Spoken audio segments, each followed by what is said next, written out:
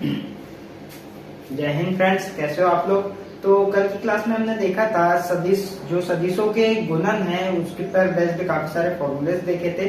सदिशों का मेन चीज हमने कल सदिशों के अदिश गुणन किस टाइप से होता है और उनमें क्या क्या फॉर्मूलेस होते हैं, समांतर की शर्त, परपेंडिकुलर की शर्त, ठीक है, सदिशों के बीच का कोण, तो ये सारे कल फॉर्मूले हमने डिस्कस कर लिए थे। तो आज हम देखते हैं इन पे बेस्ड जो क्वेश्चंस हो सकते हैं वो किस किस टाइप के हो सकते हैं। तो चलिए स्टार्ट करते हैं। तो सबसे पहले है हमारे पास एक क्वेश्चन, यहाँ पर हमारे पास दो सदिश दे दिए हैं आई कैप जे कैप के कैप के फॉर्म में, वेक्टर ए और वेक्टर बी।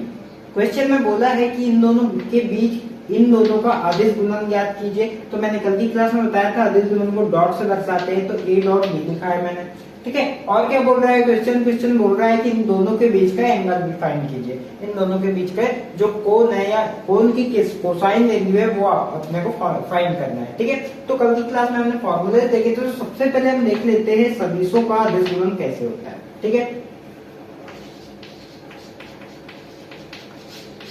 तो हमारे पास ए डॉट बी लिखा है, इसका मतलब ए गुना बी होता है, ठीक है। अब क्या लिखेंगे हम, जैसा है वैसा आई कैप प्लस 2 जे कैप प्लस 3 के कैप, ठीक है, इंटू 2 आई कैप माइनस 3 जे कैप प्लस के कैप, ठीक है। कल की क्लास में मैंने बताया था कि आई कैप इंटू आई कैप करेंगे तो 1 आएगा, जे कैप इंटू जे कैप करेंगे तो 1 आएगा, और के कैप इंटू के कैप करेंगे तो 1 आएगा।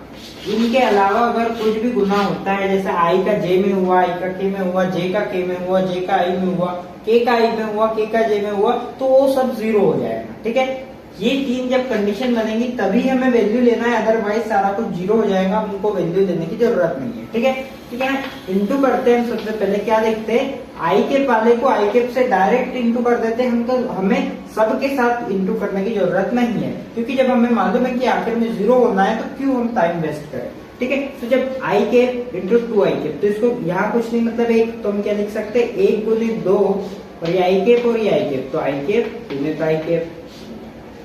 यहाँ धन है, यहाँ ऋण है, धन ऋण का ऋण, यहाँ 2 गुने 3 जे कैप गुने जे कैप, जे कैप इंटू जे कैप, यहाँ धन यहाँ धन, धन का धन, यहाँ 3 और 1, 3 गुने के कैप इंटू के कैप, यही होगा, ठीक है। अब इसको आगे सॉल्व करेंगे, 2 एकम 2, 1 आई कैप इंटू आई कैप तो 1 हो जाता है, तो 1 हो जाएगा, माइनस 3 दूनी 6 गुने 1 तो 6 ही आएगा, धन 3 एकम 3 गुने 1 मतलब 3, आएगा समझ में। तो इस टाइप से इसकी वैल्यू क्या हो गई, -1। तो vector A into vector B का जब अदिश गुणन किया हमने, तो हमारे पास मान क्या आ गया इसका, ऋण 1। तो इस टाइप से हम अदिश गुणन करते हैं सदिशों का। और क्या बोला है क्वेश्चन में बोला है cos थीटा।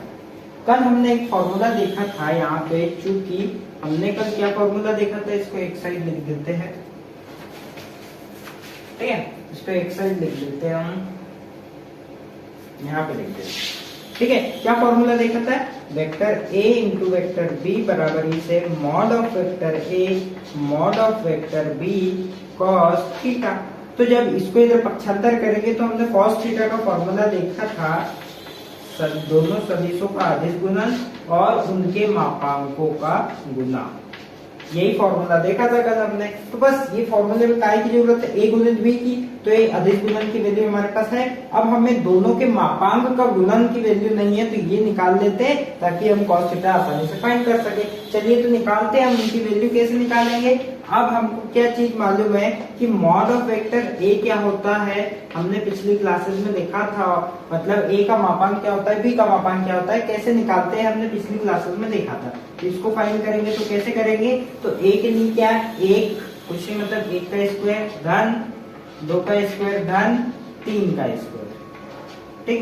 1 का स्क्वायर क्या हो जाएगा 1, 2 का स्क्वायर 4, 3 का स्क्वायर 9, इस टाइप से 4 और 9 13 और 1 14। तो मॉड ऑफ वेक्टर ए की वैल्यू आ गई करनी 14। उसी प्रकार vector mod of vector B है, बी का मापांक निकालते हैं, क्या निकलेगा 2 का स्क्वायर धन ऋण 3 है तो ऋण 3 का स्क्वायर धन 1 का स्क्वायर, ठीक है। ये हमने वैल्यू रख दी A2 B2 C2 की, ठीक है, ये वैल्यूज है ये A1 B1 C1 की, ये A2 B2 C2 की, पहली क्लासेस में हमने देख लिया था। 2 का स्क्वायर 4, 3 का करो चाहे ऋण 3 का स्क्वायर करो 9, 1 का स्क्वायर होता है 1, तो कितना हो जाएगा ये हमारे पास, ये भी हो जाएगा हमारे पास करनी 14, 9 4 13 और 1 14, तो हमारे पास A का मापांक आ गया करनी 14 और B का मापांक आ गया करनी 14।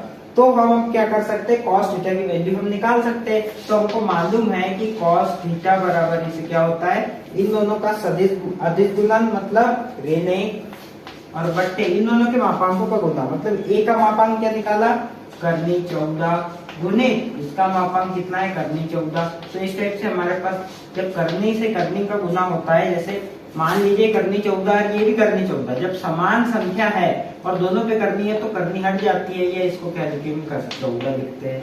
तो cos थीटा की वैल्यू अगर हमारे पास क्या आ गई ऋण 1/14, ये हमारे पास cos थीटा की वैल्यू आ गई। हमें a इंटू बी निकालने का बोला था, हमने ये फाइंड कर दिया, cos थीटा निकालने का बोला था, ये फाइंड कर दिया। ठीक है, तो इस टाइप से हमने एक ही क्वेश्चन में दो अलग अलग टाइप के क्वेश्चंस देख लिए। ठीक है, और क्या बोल सकता है इसमें, बोल सकता है अगर आपको बोले कि एंगल फाइंड कीजिए मतलब थीटा की वैल्यू निकालिए, तो हमने प्रतिलोम त्रिकोणमितीय फलन में पहले की क्लास में पहले के चैप्टर में पढ़ा था कि जब cos थीटा है इधर इधर जब पक्षांतर करेंगे तो ये क्या हो जाएगा, ये हो जाएगा cos इनवर्स ऋण 1/14। तो ये हमारे पास थीटा की वैल्यू आ गई। अगर आपको बोले a इंटू बी निकालना है आप इस टाइप से निकालोगे, आपको बोले cos थीटा निकालना है आप इस टाइप से निकालोगे, और अगर आपको बोले ये एंगल थीटा तो आप इस टाइप से निकालोगे। आई बात समझ में? ठीक है, क्वेश्चन समझ में आया होगा आपको। और देखते हैं इस टाइप के क्वेश्चन और किस टाइप के क्वेश्चन हो सकते हैं इंग्लिश में।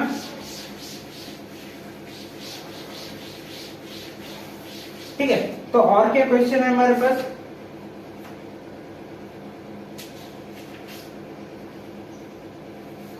हाँ एक क्वेश्चन है हमारे पास, सिद्ध कीजिए कि सदिश 1 4 3, हमारे पास एक सदिश दे दिया है, पता नहीं कौन सा है तो हम मान लेते हैं वो सदिश A है। I cap plus 4 J cap plus 3 K cap, यही है ना, 4 2 4 4 2, तो ये दो सदिश दे दिए हमारे पास।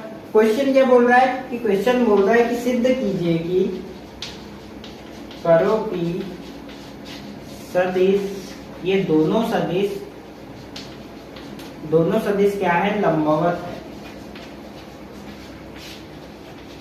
ये हमें सिद्ध करना है क्वेश्चन बोल रहा है। अब कल की क्लास में मैंने बताया था, हमने देखा था कि यदि दो सदिश लंबवत है तो उसकी क्या शर्त होती है, उसकी शर्त होती है चूंकि लंबवत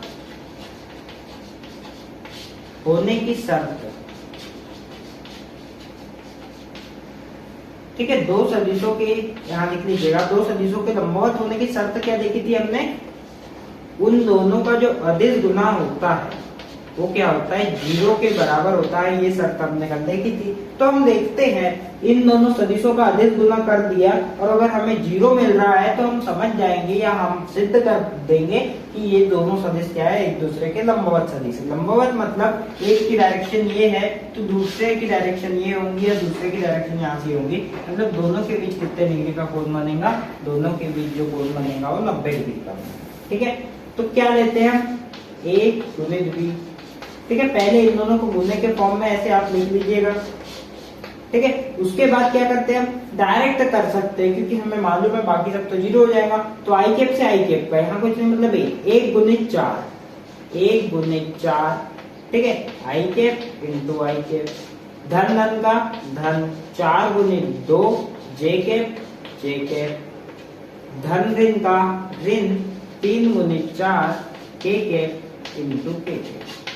क्या हो जाएगा हमारे पास, यहाँ हो जाएगा 4 एकम 4, ये तो 1 हो जाएगा, धन 4 दूनी 8, 3 चौकी 12, मतलब ये 12, 8 में 4 जोड़ेंगे तो कितना आएगा 12, और ये ऋण 12, ये दोनों एक दूसरे से मतलब ये घट जाएंगे और घट के क्या मिलेगा 0। तो हमारे पास दोनों सदिशों का जो अदिश गुणन है वो 0 आ गया। इस अतः हम ये सिद्ध कर पाए कि जो दोनों सदिश है वो क्या है, लंबवत सदिश है, एक दूसरे के परपेंडिकुलर है।